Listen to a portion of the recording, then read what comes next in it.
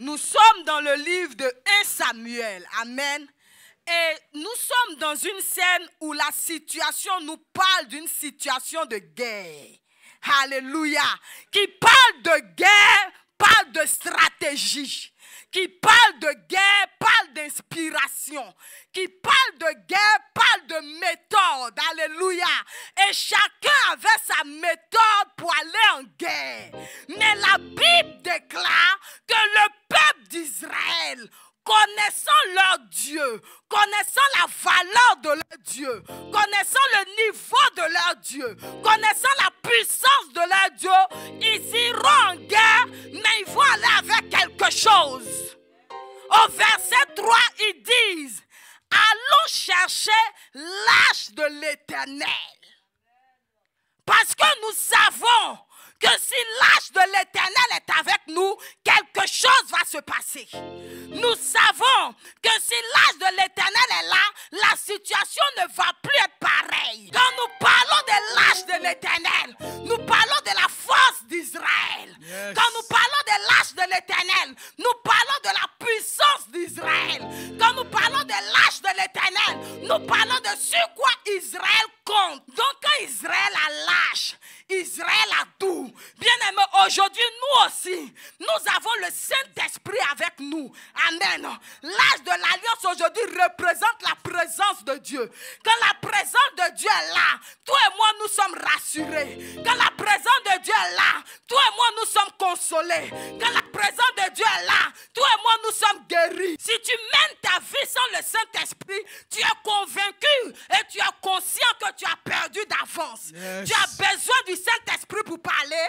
Tu as besoin du Saint-Esprit pour dormir. Yes. Tu as besoin du Saint-Esprit pour aller travailler. Ils avaient aussi besoin de l'arche de Dieu. Amen. Mais la Bible nous dit quelque chose. Il y a une triste réalité dans cette histoire. On dit l'arche était avec eux. L'arche était là.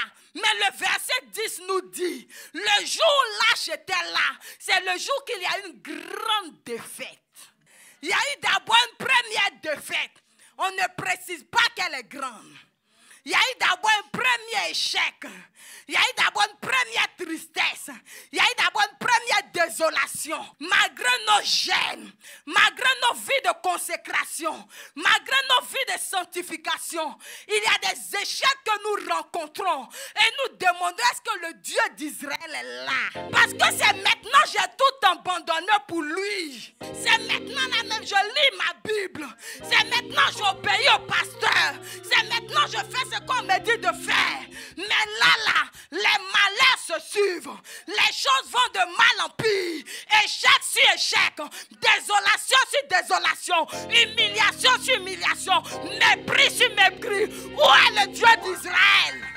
Quand ils ont pris ce qu'ils doivent prendre, amen, ils ont commencé à danser.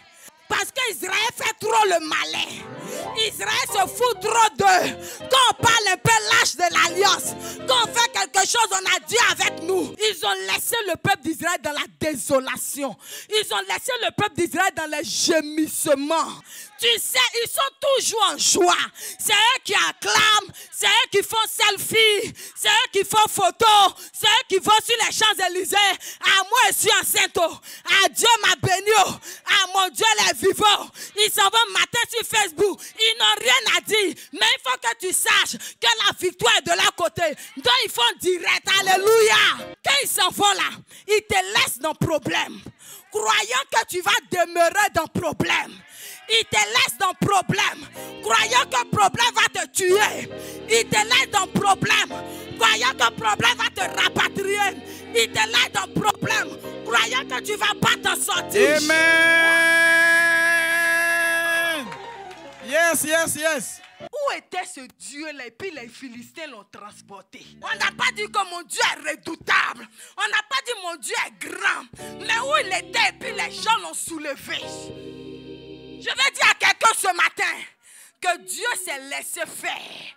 Parce que Dieu ne voulait pas combattre les Philistins. Mais ton Dieu voulait combattre le Dieu des Philistins. Yes. Dieu n'avait pas affaire aux Philistins.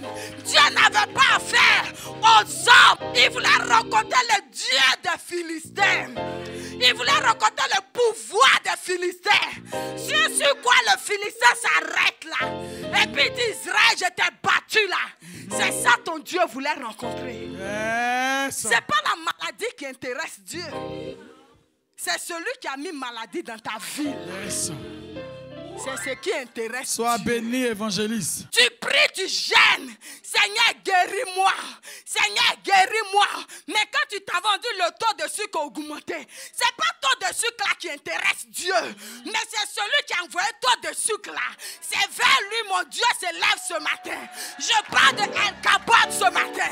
La gloire de Dieu parmi nous. Je parle de El Kabod ce matin. Alléluia.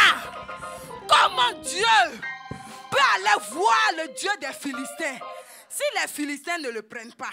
On dit ils ont pris l'âge de l'Éternel et ils sont allés déposer dans le temple de Dagon. L'Éternel est un temple. Dagon aussi est un temple. Alléluia. Je ne sais pas comment est le temple de Dagon. Je ne sais pas ce qui est placé dans le temple de Dagon. Mais je connais le temple de l'Éternel. Je sais que dans le temple de l'Éternel, tout s'écrit gloire. Je sais que dans le temple de l'Éternel, tout genou fléchit. Il y a les parvis.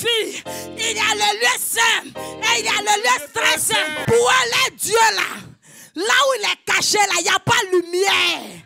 On met torche pour voir. C'est dans la boue. C'est dans la forêt. Alléluia. C'est sur petit caillou. Mais qui est ce Dagon là? Qui est cette sorcellerie là? Qui est derrière cette malédiction là? Mais quelque chose m'a étonné. C'est qu'on dit leur Dieu là, sa tête là, c'est l'homme. C'est ça, et puis en bas. Mais son bas là, c'est poisson. On dit Dagon là, c'est le Dieu de la mer. Mais l'Éternel des armées, c'est le propriétaire de la mer.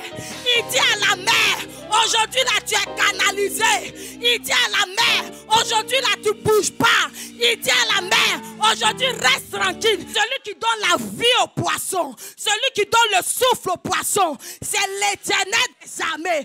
Alléluia. Je vais dire à quelqu'un, entre la créature et le créateur, qui est Dieu? Dagon, tu as été créé, tu as été imaginé, mais lui-même qui est le créateur, c'est lui que toi tu dis, toi tu as pris et tu es allé dans ta maison. Et quand ils ont pris l'âge de l'Éternel, ils étaient contents parce que Dagon a gagné. Donc pendant qu'ils partaient avec l'âge, ils avaient un seul cantique. C'est Dagon qui est fort. C'est Dagon qui est grand. C'est Dagon qui est redoutable. Pendant qu'ils t'ont donné reconduite à la frontière, on dit c'est celui du village là qui est fort. C'est lui qui a jeté canari. C'est lui qui a regardé dans l'eau. C'est lui qui a parlé derrière toi. C'est lui qui suit ta destinée. C'est lui qui te poursuit. C'est lui qui t'a maudit. Et ce matin, laisse-les jubiler. Laisse-les se mouvoir. Laisse-les faire comme si ils ont gagné. En fait, on va laisser le temps à Dagon de montrer toutes ses forces. On va laisser le temps à nos ennemis de déployer toutes leurs œuvres. Ils ont fait une fois, ils ont fait 2 fois, ils ont fait 3 fois. On va voir jusqu'à où ils vont partir. C'est quoi leur terminus? C'est quoi leur fin? Ils vont où? Ils ont mis Dagon dans le même temple avec l'âge de l'Éternel. On les a collés comme ça. Monsieur, madame. Ils sont comme ça. Papa Dagon est là. Papa Éternel est là. Les voici. Les deux étaient côte à côte. Mais matin, les gens sont venus. Et on voit Dagon, il est couché. Mais il n'est pas couché n'importe comment. Ses pieds sont en bas. Et sa tête est devant là. Monsieur Dagon, tu fais quoi à terre? Monsieur Dagon, qu'est-ce qui se passe? Monsieur Dagon, tu as vu quoi? Monsieur Dagon, tu as entendu quoi? Monsieur Dagon, où es-tu?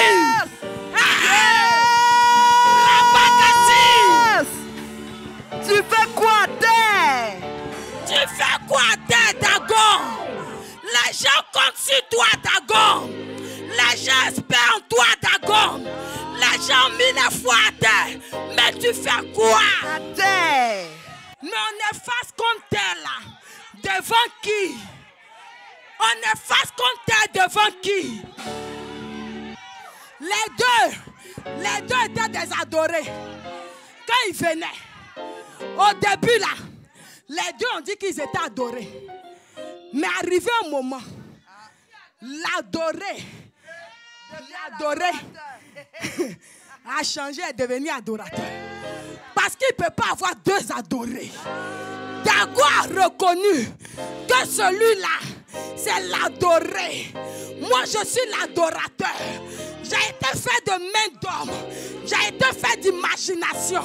Je ne peux pas être devant l'adoré pendant que je suis adorateur. Dago a cru que c'est les petits là qu'on prend toujours à qui sont pris. Ils ne lui ont pas dit que c'est le Dieu d'Israël à qui ils transportent. Oh, ils ne lui ont pas dit qui ils ont pris pour venir. Mais Dago dit, mais qu'est-ce que vous m'avez fait? Dans quel problème vous m'avez mis? Parce que celui-là, c'est mon créateur. Celui-là, c'est mon adoré. Celui-là, c'est le c'est mon